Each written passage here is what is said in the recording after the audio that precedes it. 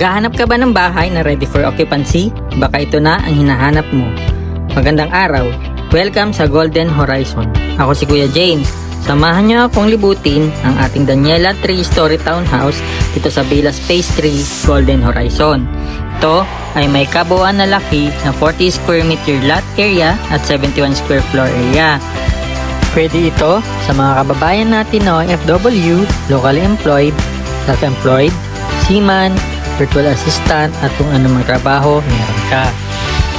Tara, samahan niyo akong i-tour ang ating bear type na unit. Simple lang pero malaki ang potential. Una sa living area, maluwag ang space at pwede mo i-customize ang layout ayon sa gusto mo. Ngayon, dito naman tayo sa banyo o CR. Basic pa lang pero may mga essentials na tulad ng shower, toilet at sink. Madali na lang magdagdag ng mga personal na design. Ganda ng ating unit, di ba? Maliwanag at maaliwalas. Ngayon, andito naman tayo sa service area. Pwede natin itong gawing laundry area or dirty kitchen. Ngayon naman, samahan nyo akong akyatin ang ating second floor. Ang ating bear type na unit. Simple lang, pero maraming pwedeng gawin. Pag akyat natin sa taas, makikita natin na meron din siyang toilet and bowl. Kompleto na din ang gamit.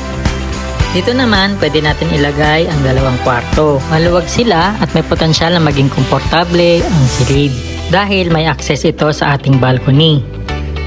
Tara, akyat naman tayo sa ating katlong palapag. Sa floor na ito, makikita nyo ang malaking open space na pwedeng gawing master's bedroom o kaya office, depende sa inyong pangangailangan. Malaki ang espasyo kaya maraming pwedeng gawin mula sa simpleng layout hanggang sa mga custom na design.